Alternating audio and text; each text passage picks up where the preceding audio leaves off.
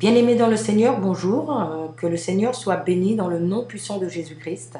Je vous salue tous en Jésus, je suis une sœur et je me permets de partager à visage couvert.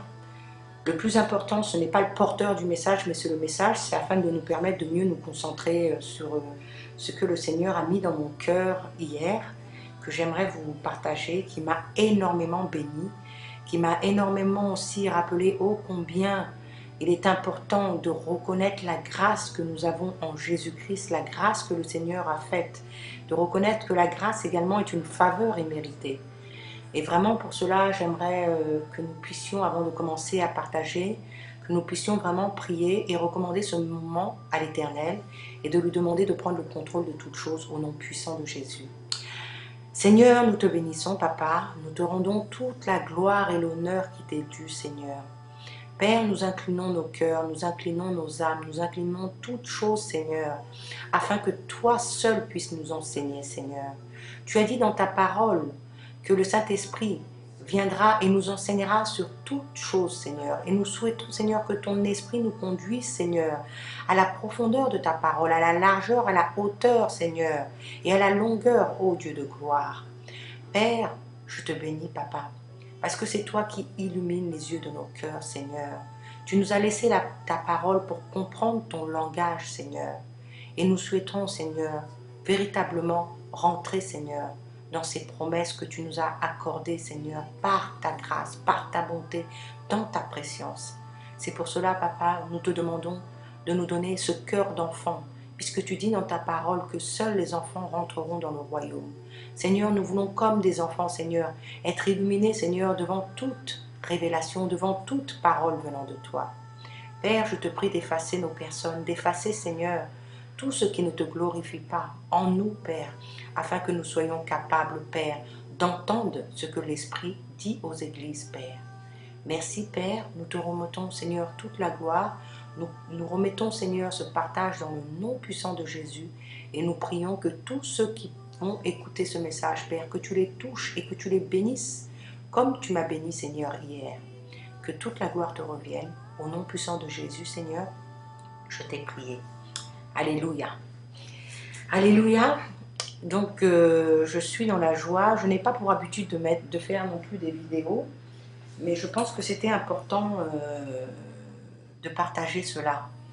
Parce que je pense que quand le Seigneur nous donne des choses, quand le Seigneur nous ouvre les yeux, c'est pour qu'on puisse être capable de redonner fidèlement à ceux qui désirent et à ceux qui ont faim et soif. Parce que la faim et soif, on ne peut pas boire si on n'a pas soif, on ne peut pas manger si on n'a pas faim. Nous sommes dans des temps de la faim. Je pense que tout le monde a soif et faim de la parole. Nous allons arriver dans des temps de persécution où la parole se fera rare. Donc je profite des moyens techniques pour partager cela.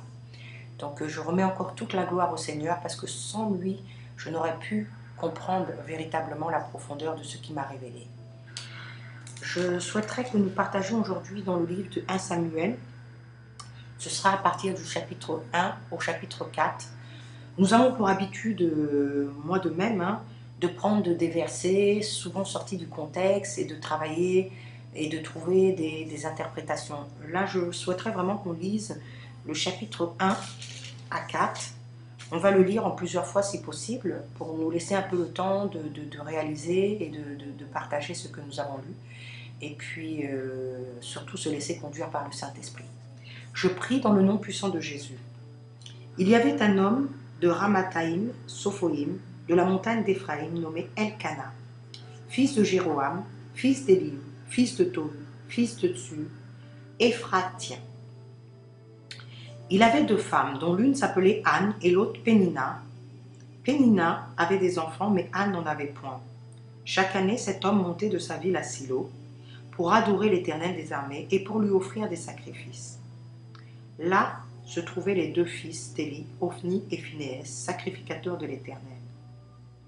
Le jour où Elkana offrait son sacrifice, il donnait des portions à Pénina, sa femme, et à tous les fils et à toutes les filles qu'il avait d'elle. Mais il donnait à Anne une portion double, car il aimait Anne que l'Éternel avait rendue stérile. Sa rivale lui prodiguait des mortifications pour la porter à s'hériter de ce que l'Éternel avait rendu stérile. Et toutes les années, il en était ainsi. Chaque fois qu'Anne montait dans la maison de l'Éternel, Pénina la mortifiait de la même manière. Alors elle pleurait et ne mangeait point.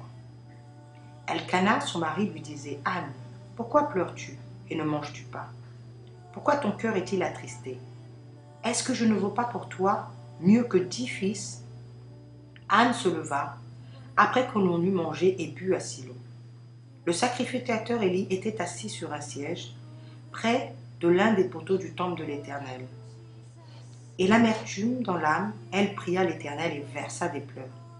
Elle fit un vœu en disant: L'Éternel des armées, si tu daignes regarder l'affliction de ta servante, si tu te souviens de moi, n'oublie point ta servante, et si tu donnes à ta servante un fils, je le consacrerai à l'Éternel pour tous les jours de sa vie, et le rasoir ne passera point sur sa tête. Comme elle resta longtemps en prière devant l'Éternel, Élie observa sa bouche. Anne parlait dans son cœur et ne faisait que remuer ses lèvres, mais on n'en entendait point sa voix. Élie pensa qu'elle était ivre et lui dit: Jusqu'à quand seras-tu dans l'ivresse? Fais passer ton vin. Anne répondit: Non, mon Seigneur, je suis une femme qui souffre en son cœur. Je n'ai bu ni vin, ni boisson enivrante, mais je répandais mon âme devant l'Éternel. Ne prends pas ta servante pour une femme pervertie, car c'est l'excès de ma douleur et de mon chagrin qui m'a fait parler jusqu'à présent. Élie reprit la parole et dit: Va en paix, et que le Dieu d'Israël exauce la prière que tu lui as adressée. Elle dit: Que ta servante trouve grâce à tes yeux. Et cette femme s'en alla, elle mangea, et son visage ne fut plus le même. Ils se levèrent de bon matin, après avoir adoré l'Éternel, ils s'en retournèrent et revinrent dans leur maison à Rama. Elkana connut sa femme, Anne, et l'Éternel se souvint d'elle. Dans le cours de l'année, Anne devint enceinte, et elle enfanta un fils qu'elle nomma Samuel, car elle dit: Je l'ai demandé à l'Éternel. Son mari Elkana monta ensuite avec toute sa maison pour offrir à l'Éternel le sacrifice annuel et pour accomplir son vœu. Mais Anne ne monta point. Elle dit à son mari: Lorsque l'enfant sera sevré, je le mènerai afin qu'il soit présenté devant l'Éternel et qu'il reste là pour toujours. Elkana, son mari, lui dit: Fais ce qui te semblera bon, attends de la voir sevrée, veille seulement l'Éternel accomplir sa parole. Et la femme resta et allaita son fils jusqu'à ce qu'elle l'ait sevré. Quand elle l'eut sevré, elle le fit monter avec elle et prit 3 taureaux, un épha de farine, une outre de vin, et le mena dans la maison de l'Éternel à Silo. L'enfant était encore tout jeune. Ils égorgèrent les taureaux et ils conduisirent l'enfant à Élie. Anne dit: Mon Seigneur, pardon, aussi vrai que ton âme vit, mon Seigneur, je suis cette femme qui se tenait ici près de toi pour prier l'Éternel. C'était pour cet enfant que je priais, et l'Éternel a exaucé la prière que je lui ai adressée. Aussi, je veux le prêter à l'Éternel. Il sera toute sa vie prêté à l'Éternel, et il se prosternera là devant l'Éternel. Amen. On peut s'arrêter déjà dans ce premier chapitre pour faire un petit résumé. Donc, l'histoire de Samuel se déroule environ 1100 ans avant Jésus-Christ. Et donc, Elkana, pourquoi le père de Samuel allait à Silo? À cette époque, en fait, c'était à cet endroit que les Juifs allaient adorer, parce que c'était à Silo où se trouvait l'Arche d'Alliance, le sanctuaire qui abritait l'Arche d'Alliance.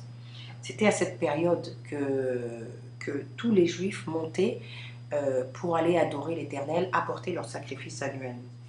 Et quand je lisais, je me demandais, mais pourquoi cet homme donnait-il une double portion à Anne et non à l'autre femme?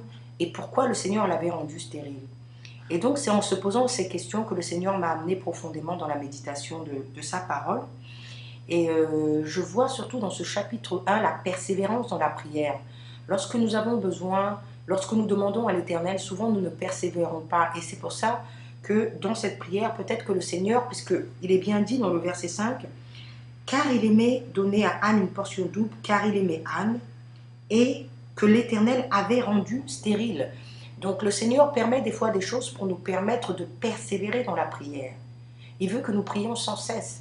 Et donc s'il a rendu stérile, c'était pour lui permettre de persévérer, de percer jusqu'à ce qu'elle obtienne en fait l'exaucement de sa prière. Et la prière s'est exaucée au cours du chapitre 1, et la promesse qu'elle avait faite à l'Éternel, c'était d'apporter ce fils et de le sevrer et de le prêter à l'Éternel.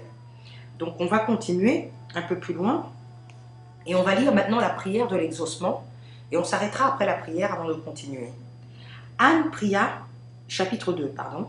Anne pria et dit: Mon cœur se réjouit en l'Éternel, ma force a été relevée par l'Éternel. Ma bouche s'est ouverte contre ses ennemis, car je me réjouis de ton secours. Nul n'est saint comme l'Éternel. Il n'y a point d'autre Dieu que toi. Il n'y a point de rocher comme notre Dieu. Ne parlez plus avec tant de hauteur, que l'arrogance ne sorte plus de votre bouche, car l'Éternel est un Dieu qui sait tout, et par lui sont pesées toutes les actions. L'arc des puissants est brisé, et les faibles ont la force pour ceinture. Ceux qui étaient rassasiés se louent pour du pain, et ceux qui étaient affamés se reposent. Même la stérile enfante 7 fois, et celle qui avait beaucoup d'enfants est flétrie. L'Éternel fait mourir et il fait vivre. Il fait descendre au séjour des morts et il en fait remonter. L'Éternel appauvrit et l'enrichit. Il abaisse et il élève. De la poussière il retire le pauvre, du fumier il relève l'indigent, pour les faire asseoir avec les grands, et il leur donne en partage un trône de gloire. Car à l'Éternel sont les colonnes de la terre, et c'est sur elles qu'il a posé le monde. Il gardera le pas de ce bien-aimé, mais les méchants seront réduits au silence dans les ténèbres. Car l'homme ne triomphera point par la force. Les ennemis de l'Éternel trembleront. Du haut des cieux, il lancera sur eux son tonnerre.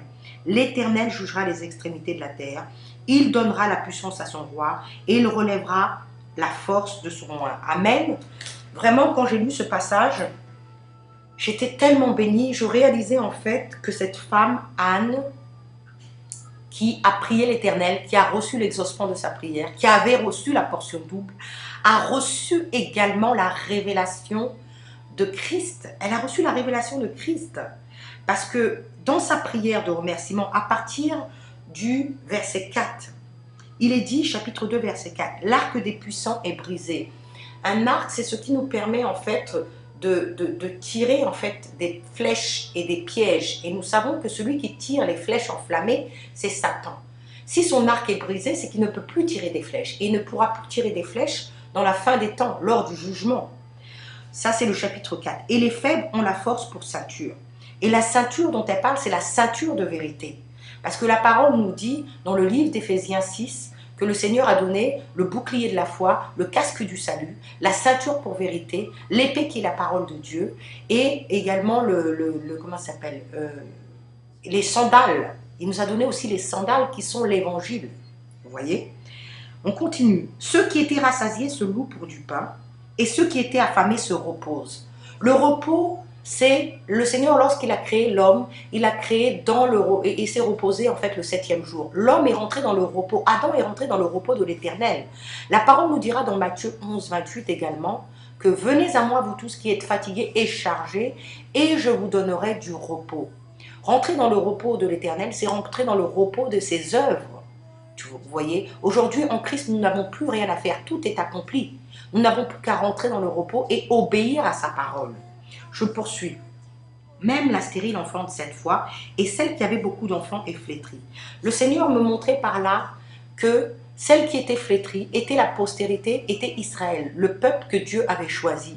Et pour nous faire passer, nous l'Église, il a flétri Israël. Il a bloqué Israël.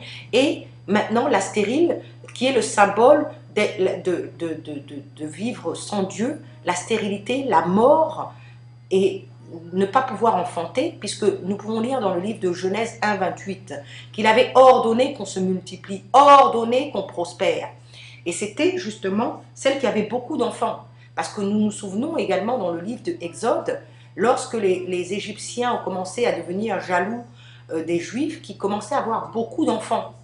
Et le pharaon avait demandé à ce qu'on tue les enfants. Donc c'était ce symbole de prospérité. Ils prospéraient, ils se multipliaient beaucoup plus vite que les Égyptiens. Et donc celle qui se multipliait, celle qui avait beaucoup d'enfants, Dieu l'a flétrie afin que la stérile, nous qui étions morts et qui n'avions aucun héritage, nous puissions maintenant enfanter 7 fois. Je poursuis au verset 6. L'Éternel fait mourir et fait vivre. Il fait descendre au séjour des morts et l'en fait remonter. Le Seigneur, Le seul qui est descendu au séjour des morts, alléluia, et qui est remonté, c'est le Seigneur Jésus-Christ de Nazareth. Il est descendu, il a pris les clés de la mort et il le disait, mort, où est ton aiguillon? Amen. Cette femme a reçu la révélation parce que nul autre que Jésus n'a pu descendre dans le séjour et arracher à la mort sa victoire. Alléluia. L'Éternel appauvrit, il enrichit, il abaisse et il élève. De la poussière, il retire le pauvre. Du fumier, il relève l'indigent pour les faire asseoir avec les grands et leur donne en partage un trône de gloire. Amen. Nous savons que il y a trois sortes de prospérité, trois sortes de postérité. La première, c'est celle des étoiles dont la Bible nous parle dans Genèse 1, qu'il a créé les étoiles pour servir de luminaire, vous voyez. Et la deuxième, c'est celle de sable. Nous avons vu avec un frère qui nous a enseigné la parole que le sable était la postérité d'Israël qui a été dispersée sur toute la surface de la terre. Et de cette postérité, la parole nous dira un peu plus loin dans le livre de Daniel que la pierre qui tombe sans le secours d'aucune main va frapper les quatre nations, au temps des nations, les quatre nations vues dans le songe de Nabuchodonosor, et ces quatre nations va frapper et ça va devenir, cette pierre va tomber sans le secours d'aucune main et elle va former une grande montagne. Et cette grande montagne, c'est la reconstitution en fait de la tribu d'Israël. Donc nous avons la postérité des étoiles, la postérité du sable qui sont la tribu d'Israël et la poussière. La poussière, la parole nous dit que l'homme retournera à la poussière. Nous étions de la poussière puisque nous n'avions pas part à cet héritage. Vous voyez? Et le Seigneur nous a pris de la poussière pour nous faire maintenant asseoir à la table des grands, de ceux qui étaient destinés à la promesse, et de nous partager avec lui son trône de gloire, puisque dans le millénium, nous allons régner avec Christ. Alléluia. Donc, quand je lisais cela, je voyais ô combien le Seigneur lui avait donné la profondeur de cette révélation. Cette révélation cachée, qu'il avait cachée, vous voyez, aux sages, aux prophètes, qui cherchaient à sonder l'Écriture. Et je continue, car à l'Éternel sont les colonnes de la terre, c'est sur elle qu'il a posé le monde. Il gardera le pas de ses bien-aimés. Amen. La parole nous dit également dans le livre de Psaume 23, « L'Éternel est mon berger, je ne manquerai de rien. Le Seigneur guide nos pas. » Il dit, sa parole est une lampe à nos pieds et une lumière sur nos sentiers. Vous voyez? Et c'est par sa parole qui guide nos pas. Mais les méchants seront réduits au silence dans les ténèbres. Et c'est effectivement ce qui va se passer dans la fin. Nous savons que Satan est bloqué dans la prophétie biblique. Nous connaissons la fin de Satan. C'est pour ça qu'il n'a aucun pouvoir sur nous. Le pouvoir de Satan s'arrête à la croix. Là où celui des enfants de Dieu commence. Vous voyez? Parce que Dieu nous a donné l'autorité et la domination sur toutes choses. En Christ, évidemment. Et car l'homme ne triomphera point par la force. À l'époque, le peuple de Dieu, le peuple d'Israël, combattait souvent par l'épée. Et c'est par l'épée qu'ils ont gagné toutes les victoires. Mais le Seigneur dit, ils ne combattront point par la force, ne triompheront point par la force. Parce qu'aujourd'hui, l'arme que nous avons en Christ, c'est l'esprit. Zacharie dira, dans le livre de Zacharie, nous lirons, ce n'est ni par la force, ni par la puissance, mais par son esprit. C'est par son esprit que nous allons triompher contre les puissances des ténèbres. Alléluia. Parce que le Seigneur nous a donné aujourd'hui de pouvoir triompher par son esprit, par la puissance de sa parole. Les ennemis de l'Éternel trembleront du haut des cieux et il lancera sur eux son ténèbre. C'est toujours la révélation dans Apocalypse sur la fin de l'ennemi de l'Éternel. L'Éternel jugera les extrémités de la terre, il donnera la puissance à son roi et il relèvera la force de son oint. Le roi et le oint ne sont autres que Jésus-Christ de Nazareth, Amashia, Yeshua Amashia, loin de Dieu, celui qui a été envoyé. Donc nous pouvons voir, bien-aimés, que Anne avait reçu la révélation. Dieu avait révélé à cette femme. Il avait révélé parce qu'elle avait déjà reçu la double portion. Elle a reçu l'illumination en fait. L'illumination et la révélation de sa parole. Alléluia. Donc je bénis Dieu parce qu'il m'a permis de réaliser cela. Quand nous lisons un peu plus loin, à partir du verset 11 de chapitre 2, Elkana s'en alla dans la maison à Rama et l'enfant fut au service de l'Éternel devant le sacrificateur Élie. Les fils d'Élie étaient des hommes pervers. Ils ne connaissaient point l'Éternel. Et voici quelle était la manière d'agir de ces sacrificateurs à l'égard du peuple. Lorsque quelqu'un offrait un sacrifice, le serviteur du sacrificateur, arrivé au moment où on faisait cuire la chair, tenant à la main une fourchette à 3 dents. Il piquait dans la chaudière, dans le chaudron, dans la marmite ou dans le pot, et tout ce que la fourchette amenait, le sacrificateur le prenait pour lui. C'est ainsi qu'il agissait à l'égard de tous ceux d'Israël qui venaient là à Shilo. Et même avant qu'on ne fasse brûler la graisse, le serviteur du sacrificateur arrivait et disait à celui qui offrait le sacrifice: donne pour le sacrificateur de la chair à rôtir. Il ne recevra de toi point de chair cuite, c'est de la chair crue qu'il veut. Et si l'homme lui disait: quand on aura brûlé la graisse, tu prendras ce qui te plaira, le serviteur répondait: non, tu donneras maintenant, sinon je prends de force. Ces jeunes gens se rendaient coupables devant l'Éternel d'un très grand péché, parce qu'ils méprisaient les offrandes de l'Éternel. Samuel faisait le service devant l'Éternel, et cet enfant était revêtu d'un éphod de lin. Sa mère lui faisait chaque année une petite robe et lui apportait en montant avec son mari pour offrir le sacrifice annuel. Élie bénit Elkana et sa femme en disant: l'Éternel te fasse avoir des enfants de cette femme pour remplacer celui qu'elle a prêté à l'Éternel. Et ils s'en retournèrent chez eux. Lorsque l'Éternel eut visité Anne, elle devint enceinte et elle enfança 3 fils et 2 filles. Et le jeune Samuel grandissait auprès de l'Éternel. Élie était fort âgé et il apprit comment ses fils agissaient à l'égard de tout Israël. Il apprit aussi qu'il couchait avec les femmes qui s'assemblaient à l'entrée de la tente d'assignation.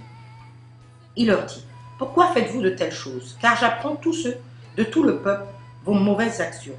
Non, mes enfants, ce que j'entends dire n'est pas bon. Vous faites pécher le peuple de l'Éternel. Si un homme pêche contre un autre homme, Dieu le jugera. Mais s'il pêche contre Dieu, qui intercédera pour lui? Et ils n'écoutèrent point la voix de leur père, car l'Éternel, voulait leur faire mourir.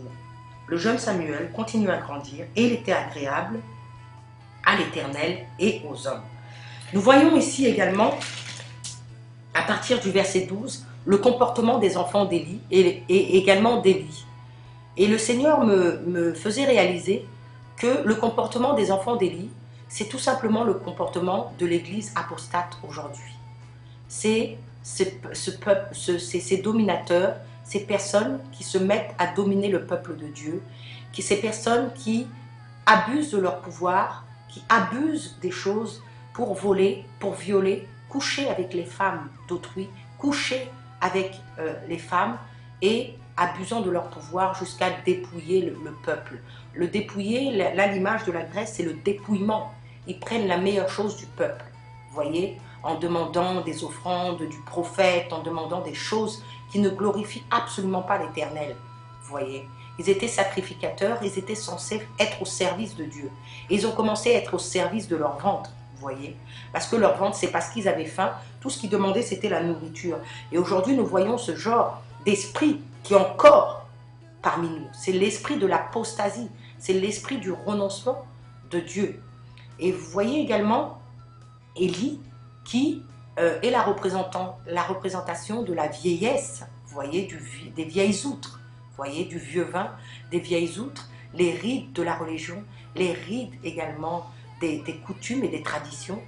Et il représente en fait l'apostasie de l'Église en fait. Hein? Et vous voyez, contrairement à cela, Samuel veut dire celui qui écoute Dieu, qui est agréable aux yeux de Dieu et qui grandit, qui est agréable aux yeux de l'Éternel et aussi aux yeux du peuple. Nous avons besoin d'avoir un bon témoignage. Vous voyez, ces deux témoignages opposés, le bon témoignage et le mauvais témoignage, parce que le Seigneur veut aussi que nous soyons recommandés par les hommes et par lui-même premièrement, certes, mais par les hommes également. Nous avons besoin d'avoir un bon témoignage pour servir l'Éternel. Et nous pouvons le voir ici dans ce passage. Donc, cette femme, Anne, qui avait fait une promesse à l'Éternel, qui a accompli sa promesse, elle dit aussi dans le chapitre 1, verset 28, « Aussi je veux le prêter à l'Éternel, il sera prêté toute sa vie. » Et ils se prosternèrent devant l'Éternel. Et nous voyons dans le chapitre 2, après cette prière, après cette révélation que cette femme a reçue, le Seigneur nous montre l'image de l'Église apostate, nous montre l'image en fait de l'Église apostate qui va renier. Et nous lisons un peu plus loin dans le verset 27, toujours chapitre 2, « Un homme de Dieu vint auprès d'Élie et lui dit, « Ainsi parle l'Éternel, Ne me suis-je pas révélé à la maison de ton père lorsqu'ils étaient en Égypte dans la maison de Pharaon?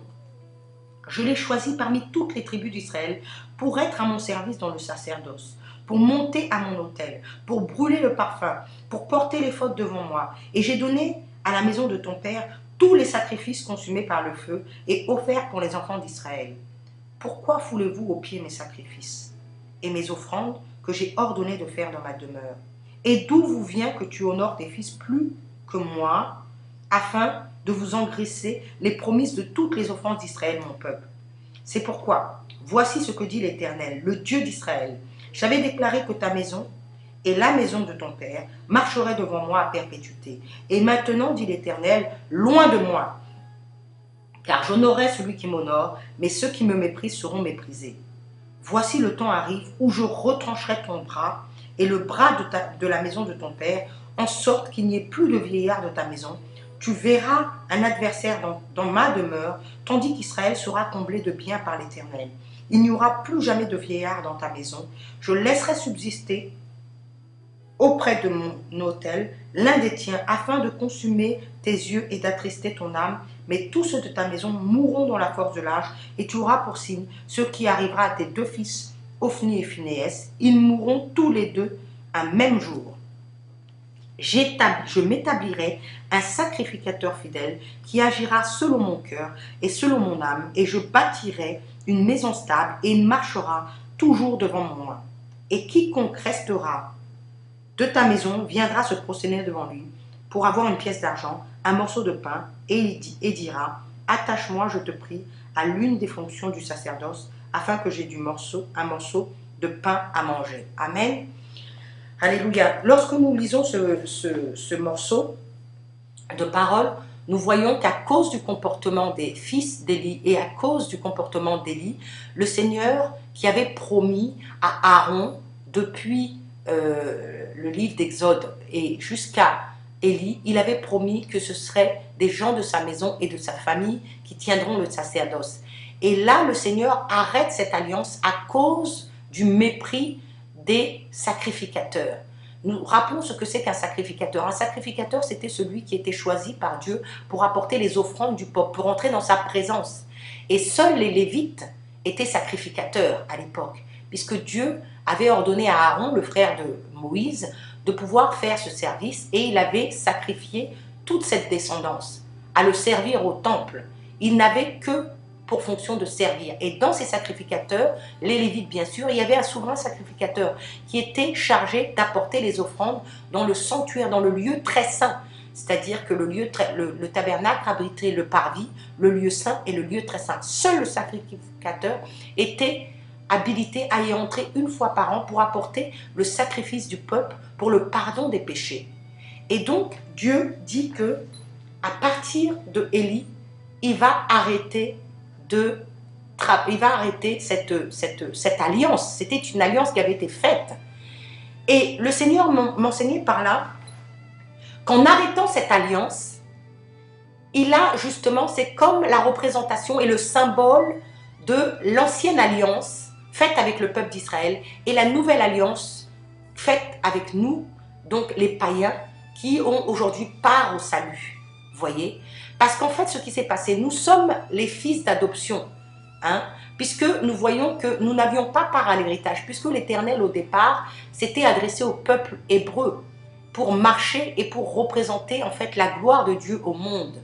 Mais en arrêtant cette alliance à cause de leur comportement, Dieu nous a permis, nous païens, nous qui n'avions pas part, de pouvoir entrer dans cette alliance. Alléluia! C'est une grâce que le Seigneur nous a faite. J'aimerais vraiment aujourd'hui, mon frère, ma soeur, que tu réalises cette faveur imméritée. Et cette représentation est représentée par Samuel. Samuel en hébreu qui veut dire celui qui écoute Dieu. Le père de Samuel s'appelait Elkana. Elkana veut dire, elle veut dire Dieu, bien sûr, et Kana veut dire rachat. Rachat de Dieu. Vous comprenez? Nous n'avons pas été achetés, mais nous avons été rachetés. C'est vraiment important, véritablement. Le Seigneur ne fait rien en vain. Il ne fait absolument rien en vain, vous comprenez, hein? Si elle a reçu la double portion, la mère de Samuel, Anna, c'était justement la représentation de ce manteau de l'esprit. Nous avons reçu la double portion en tant qu'enfants de Dieu parce que nous sommes sacrificateurs et nous avons reçu l'Esprit Saint. Vous comprenez? Alléluia. La double portion, nous sommes sacrificateurs. Et aujourd'hui, en Christ, nous avons directement accès au lieu très saint, qui était réservé uniquement aux sacrificateurs. Vous voyez? Aujourd'hui, Dieu nous a laissé libre entrer dans son sanctuaire. Alléluia. En Christ. Parce que lorsque nous acceptons Jésus-Christ, la parole nous dit que la lumière est venue chez les siens et les siens ne l'ont pas reçue.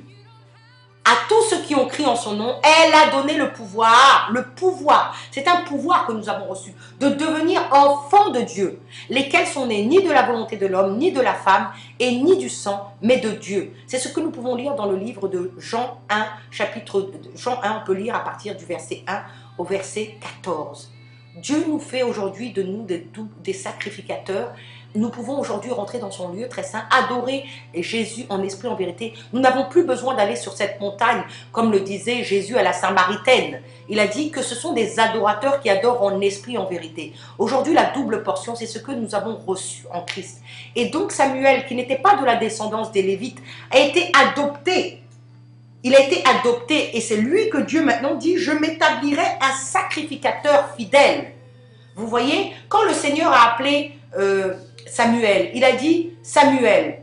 Première fois, deuxième fois, troisième fois et la quatrième fois, il a dit « Me voici Seigneur ». Le Seigneur cherche des sacrificateurs fidèles. Ma soeur, mon frère, le Seigneur te cherche. Es-tu fidèle? Peux-tu répondre à l'appel du Seigneur en disant « Me voici Seigneur ». Vous voyez, qui agira selon mon cœur. Nous savons que Jésus-Christ est venu pour restaurer les cœurs opprimés. Hein? Vous savez que le cœur de l'Éternel, c'est ce qu'il est venu faire, un cœur à cœur avec nous. La parole nous dit dans Jérémie 29 que l'Éternel, que si vous me cherchez de tout votre cœur, ne cherche pas l'Éternel parce que tu veux le mariage, ne cherche pas l'Éternel parce que tu veux avoir un titre, tu veux être élevé, tu veux être reconnu par les hommes. Ne cherche pas l'Éternel parce que tu as besoin de quelque chose, mais cherche l'Éternel de tout ton cœur parce qu'il est ton Dieu, parce qu'il est ton roi. Vous voyez, c'est ce qui veut les cœurs à cœur. Le Seigneur veut retrouver cette intimité perdue à cause du péché dans le jardin d'Éden. Parce que premièrement, le Seigneur, lorsqu'il a créé l'homme, il a créé pour le cultiver, pour le garder. Nous pouvons le lire dans le Genèse 2. Genèse 2, nous allons le lire dans Genèse 2 à partir du verset 15.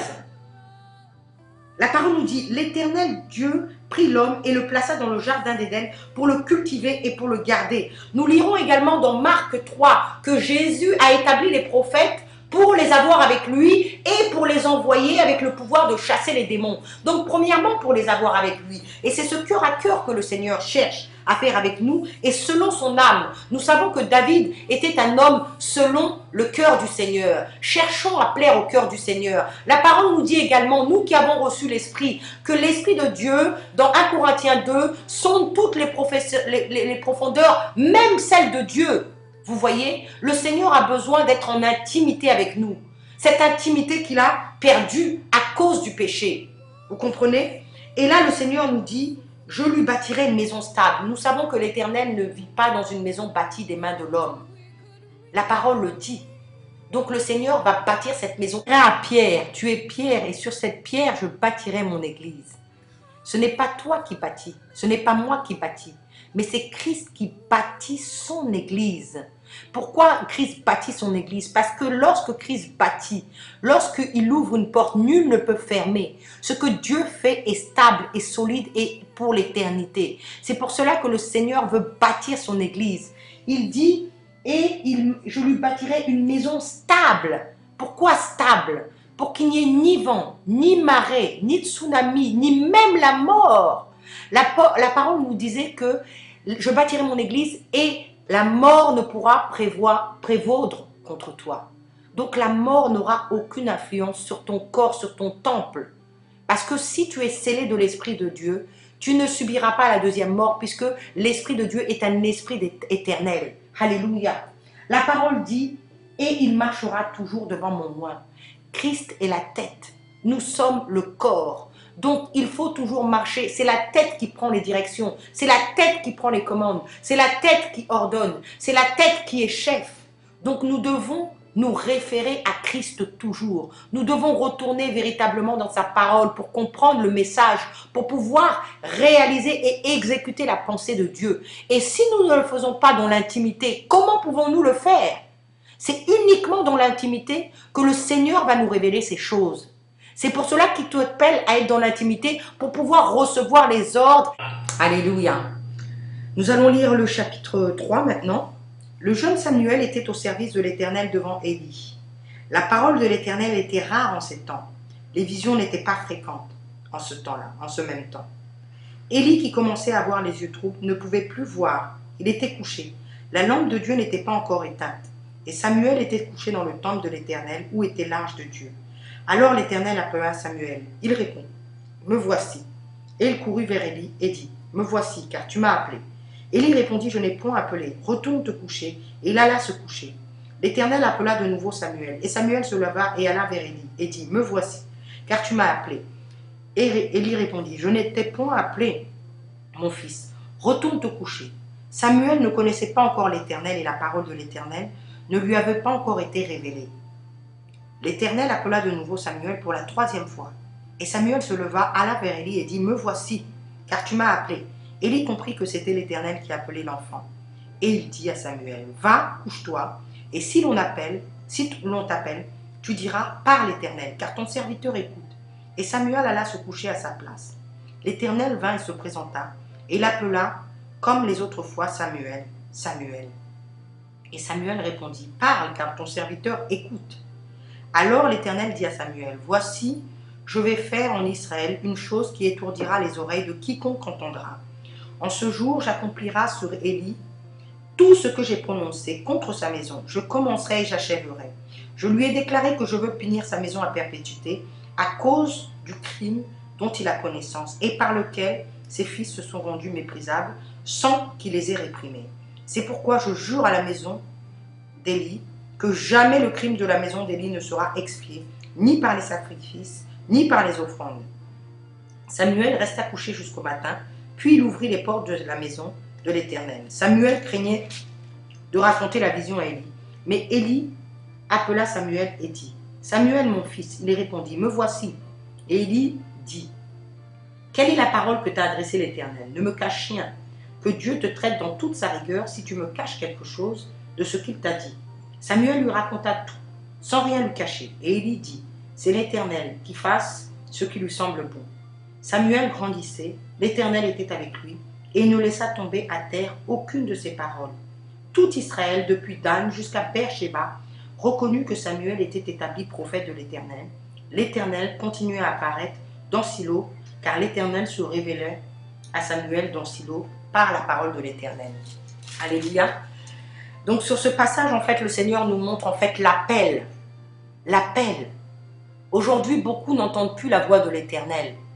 Parce qu'ils se sont laissés, ils ont laissé d'autres voix, comme dans le jardin d'Éden, lorsque Ève a commencé à parler avec le serpent. Ils ont laissé d'autres voix leur parler. Le Seigneur a appelé Samuel une fois, il a appelé 2 fois, il a appelé 3 fois, et au bout de la 4e fois, après le conseil d'Élie, Samuel a réalisé que Dieu lui parlait. Donc Dieu a pu t'appeler 1 fois, 2 fois, 3 fois, mais mon frère, ma soeur, aujourd'hui, il voudrait que tu écoutes, parce que la parole nous dit que celui qui a des oreilles pour entendre, entende ce que l'Esprit dit aux églises.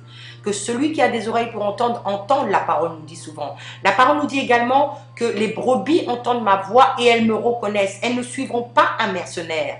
Vous savez, pour entendre, être un bon berger, il faut pouvoir être reconnu de ses propres brebis. Et nous savons que le berger en excellence que nous avons, c'est Jésus-Christ de Nazareth. C'est pour cela que le Seigneur voudrait aujourd'hui véritablement que nous puissions entendre son message, entendre que c'est véritablement par la grâce que nous sommes rentrés. Parce que le Seigneur a rompu une alliance pour faire une alliance nouvelle avec nous. Et c'est tout simplement la grâce. C'est par pure grâce. Il faut véritablement réaliser que tout orgueil, que toute chose qui ne glorifie pas le Seigneur aujourd'hui tombe dans le nom puissant de Jésus. Parce que nous n'avons rien mérité aujourd'hui. Absolument rien. Voyez?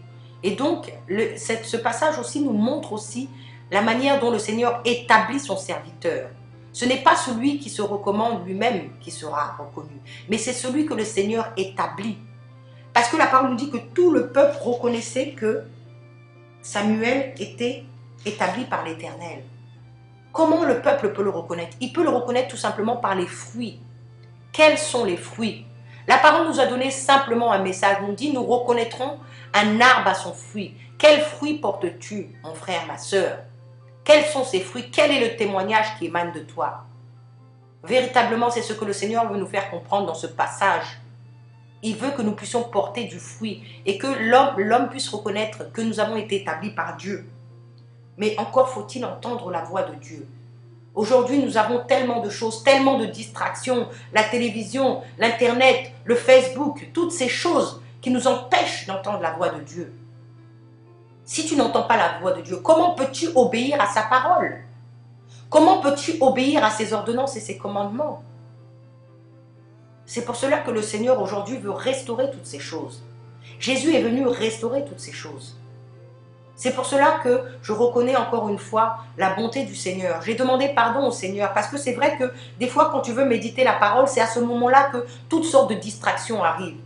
Mais si tu ne médites pas la parole, si tu ne reçois pas la révélation, l'élimination de la parole de Dieu, comment veux-tu avancer? Comment veux-tu comprendre le langage de Dieu? Voyez, le Seigneur veut restaurer toutes ces choses en son nom précieux et glorieux. C'est pour ça qu'il nous invite à pouvoir entendre sa voix. Dieu parle tantôt d'une manière, tantôt d'une autre. Entendre la voix de Dieu, ce n'est pas entendre des bruits de tonnerre, ni entendre une voix audible. Le Seigneur peut vous parler de différentes manières. Il peut vous parler par des songes, il peut vous parler par un frère et une sœur qui marchent dans la sanctification. Il peut même vous parler par des païens. Dieu ne se limite pas. Il peut utiliser des pierres pour vous parler. Il a bien utilisé un âne pour parler à Balaam. Vous voyez? Vraiment que le Seigneur nous aide. Vraiment que le Seigneur nous aide. Nous allons lire maintenant le chapitre 4 de Samuel et continuer encore l'exhortation que le Seigneur nous permet de recevoir encore ce matin. La parole de Samuel s'adressait à tout Israël. Israël sortit à la rencontre des Philistins pour combattre. Ils campèrent près des Philistins. Ils campèrent près d'Eben-Ézer et les Philistins campèrent à Aphek. Les Philistins se rangèrent en bataille contre Israël et le combat s'engagea. Israël fut battu par les Philistins qui tuèrent sur le champ de bataille environ 4000 hommes. Le peuple rentra au camp. Les anciens d'Israël dirent: « Pourquoi l'Éternel nous a-t-il laissé battre aujourd'hui par les Philistins? Allons chercher à Silo l'arche d'alliance de l'Éternel, qu'elle vienne au milieu de nous et qu'elle nous délivre de la main de nos ennemis. » Le peuple envoya des messagers à Shilo, d'où l'on apporta l'arche de l'alliance de l'Éternel des armées, qui siège entre les chérubins. Les deux fils d'Élie, Ophni et Phinehas, étaient là dans l'arche de l'alliance, avec l'arche de l'alliance de Dieu. Lorsque l'arche de l'alliance de l'Éternel entra dans le camp, tout Israël poussèrent des cris de joie et la terre en fut ébranlée. Le retentissement de ces cris fut entendu par les Philistins et ils dirent: « Que signifient ces grands cris qui retentissent dans le camp des Hébreux ?» Et ils apprirent que l'arche de l'Éternel était arrivée au camp. Les Philistins eurent peur quand ils crirent que Dieu était venu dans le camp. « Malheur à nous, dirent-ils, car il n'a pas été ainsi jusqu'à présent. Malheur à nous, qui nous délivra de la main de ces dieux puissants. Ce sont ces dieux qui ont frappé les Égyptiens et toutes sortes de plaies dans le désert. Fortifiez-vous et soyez des hommes, Philistins, de peur que vous ne soyez asservis par les Hébreux, comme ils vous ont été asservis. Soyez des hommes et combattez. » Les Philistins livrèrent bataille et Israël fut battu. Chacun s'enfuit dans sa tente. La défaite fut très grande et il tomba d'Israël 30 000 hommes de pied. L'arche de Dieu fut prise et les deux fils d'Élie, Ophni et Phinehas, moururent. Un homme de Benjamin accourut au champ de bataille et vint à Shilo le même jour, les vêtements déchirés et la tente couverte de terre. La tête couverte de terre. Lorsqu'il arriva, Élie était dans la tente, assis sur un siège près du chemin, car son cœur était inquiet pour l'arche de Dieu. À son entrée dans la ville, cet homme donna la nouvelle et toute la ville poussa des cris. Élie entendant ces cris, dit: « Que signifie ce tumulte ?» Et aussitôt l'homme vint apporter la nouvelle d'Élie à Élie. Or Élie était âgé de 98 ans. Il avait les yeux fixés et ne pouvait plus voir. L'homme dit à Élie: « J'arrive du champ de bataille, et c'est du champ de bataille que je me suis enfui aujourd'hui. » Élie dit: « Que s'est-il passé, mon fils ?» Celui qui apportait la nouvelle, dit en réponse: « Israël a fui devant les Philistins, et le peuple a éprouvé une grande défaite. Et même tes deux fils, Ophni et Phinéas, sont morts, et l'arche de Dieu a été prise. À peine, et l'arche de Dieu, qu'Élie tomba de son siège à la renverse, à côté de la porte, et il se rompit la nuque et mourut. Car c'est un homme vieux et pesant.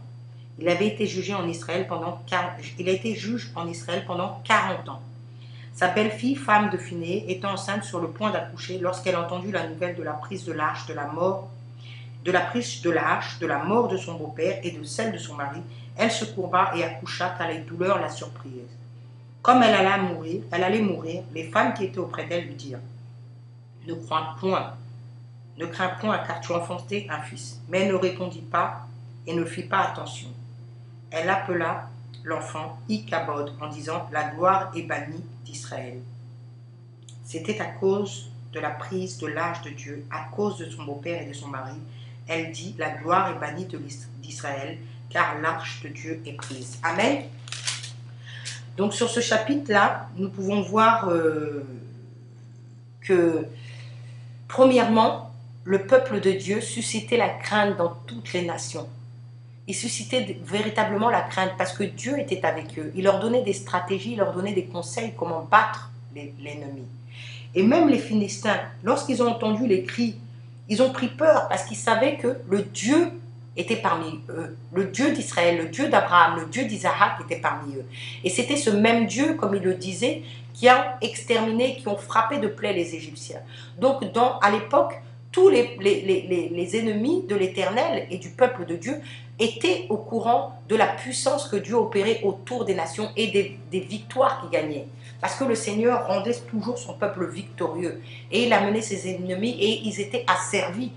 Vous voyez? Et parce que l'arche d'alliance était au milieu d'eux, parce que la Shekinah de Dieu, parce que la gloire de Dieu était au milieu d'eux.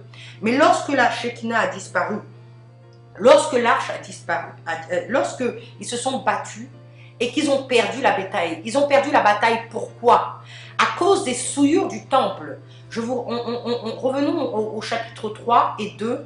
Il était dit que les fils d'Élie faisaient des choses qui ne glorifiaient pas Dieu. La parole nous dit que si un homme pêche contre un autre homme, Dieu le jugera. Mais s'il pêche contre l'Éternel, qui intercédera pour lui? La parole dit également: c'est pourquoi je jure à la maison d'Élie que jamais le crime de la maison d'Élie ne sera expié ni par les sacrifices ni par les offrandes. Dans le chapitre 3, verset 14.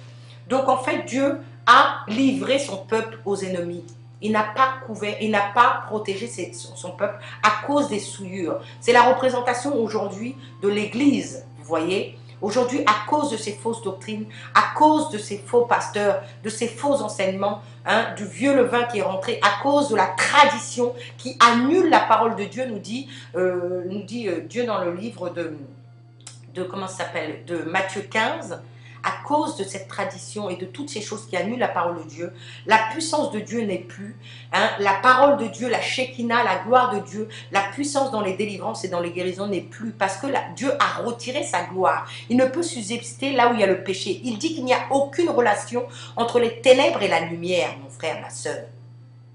Donc le Seigneur a retiré sa gloire. Il a retiré sa gloire et il a livré bataille. Aujourd'hui, si nous regardons, il y a eu beaucoup de polémiques concernant la réforme de l'Église, la restauration de l'Église et toutes ces choses-là. Bien-aimés dans le Seigneur, je vais vous dire que la restauration et la réforme est premièrement celle du cœur et de restaurer surtout l'autel et de ramener l'arche d'alliance à sa place. Aujourd'hui, Dieu fait de toi un temple. Tu es le nouveau temple. Tu es la maison bâtie par l'Éternel. Et Dieu veut restaurer maintenant. Il veut que tu restaures en lui sa gloire. Vous savez, Christ est l'espérance de la gloire de Dieu. Il veut que Christ soit le centre de ta vie. Il veut que Christ règne dans ta vie, afin que les peuples aux alentours aient cette crainte qu'ils avaient de Dieu. Cette crainte a disparu parce que Christ n'est plus en nous. Vous savez, la parole nous dit qu'au départ, Christ marchait au milieu de l'Église. Vous voyez, il était au milieu de l'Église. Et ensuite, à cause du péché, Christ, dans Apocalypse 3:20, a été sorti. Donc le Seigneur veut qu'aujourd'hui tu restaures.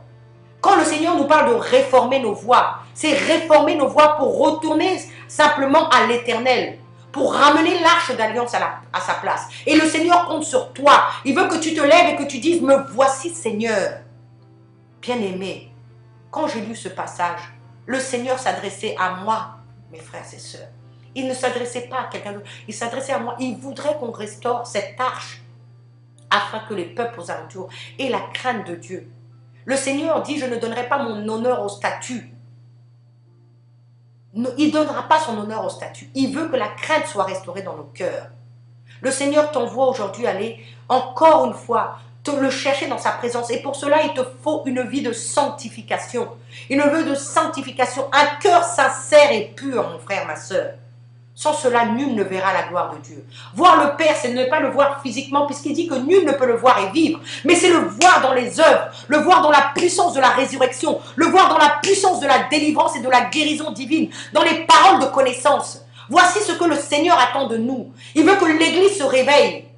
Oui, mon frère et ma soeur, oui, l'Église est malade. Ce n'est pas une maladie physique, c'est une maladie spirituelle. Parce que sans la gloire de Dieu, l'Église est affaiblie, l'Église est morte. Elle redevient à nouveau stérile. La parole nous dit que la lampe n'était pas encore éteinte. Chapitre 3, verset 3. Le Seigneur ne veut pas que cette lampe s'éteigne parce que cette lampe, c'est Christ. Et la lampe doit retourner sur son chandelier. Tu dois être cette lumière, tu dois être en Christ. Et cette lumière qui doit éclairer le monde, éclairer ceux qui sont assis dans l'ombre de la vallée de la mort. Jésus-Christ revient bientôt. Il revient chercher une église sans tache, ni ride, irréprochable, ni rien de semblable. Et Jésus-Christ t'a choisi et il attend de toi que tu dises, me voici Seigneur. Mon frère, ma soeur, l'arche de l'alliance, c'est restaurer Christ dans nos vies. C'est la restauration. La restauration, voici le travail que Jésus-Christ est venu faire dans nos vies. Il est venu restaurer cette communion profonde que nous avions avec Dieu. Parce qu'ils étaient dans la gloire, ils étaient revêtus de gloire, Adam et Ève, avant que le péché ne vienne.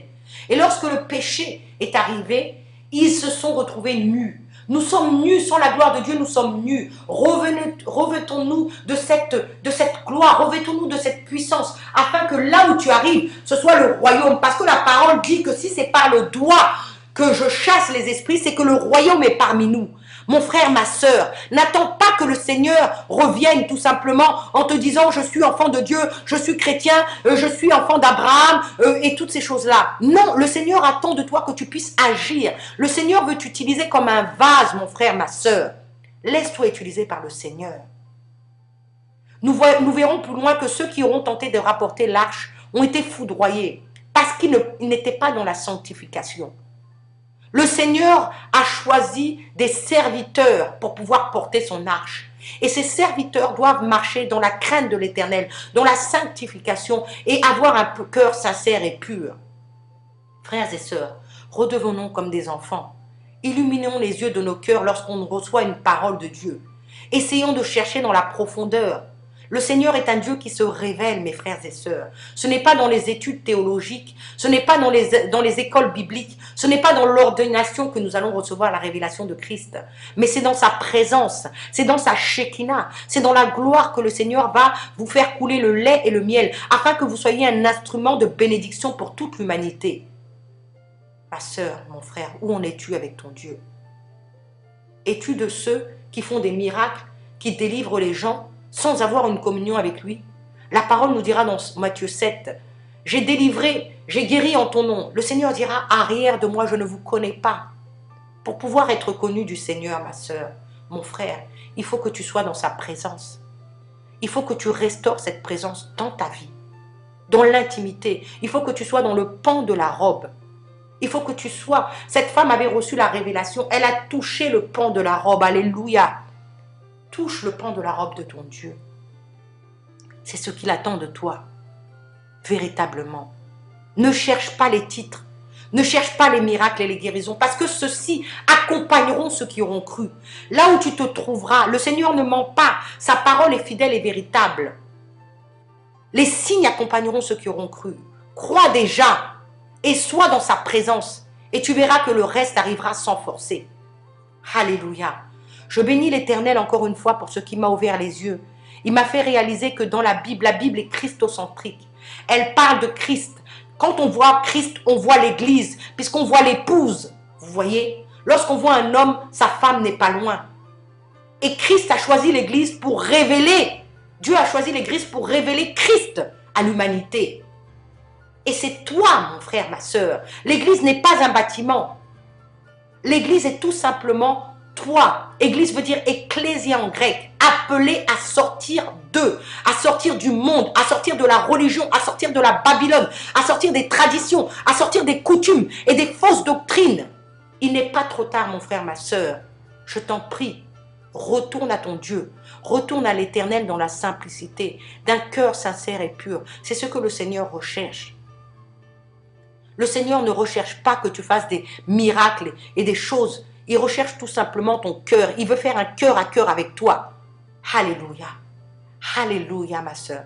Je vous parle du fond du cœur parce que le Seigneur m'a énormément touché. Il m'a montré que tout ce que l'homme faisait, c'était en vain. Comme le dirait l'Ecclésiaste, c'est poursuite du vent. Mais Christ, il est le rocher. Rocher. Il est le rocher. Le rocher, c'est quelque chose de dur, quelque chose de solide, quelque chose qu'on ne peut pas briser à main nue, qu'on ne peut même pas briser avec un bulldozer.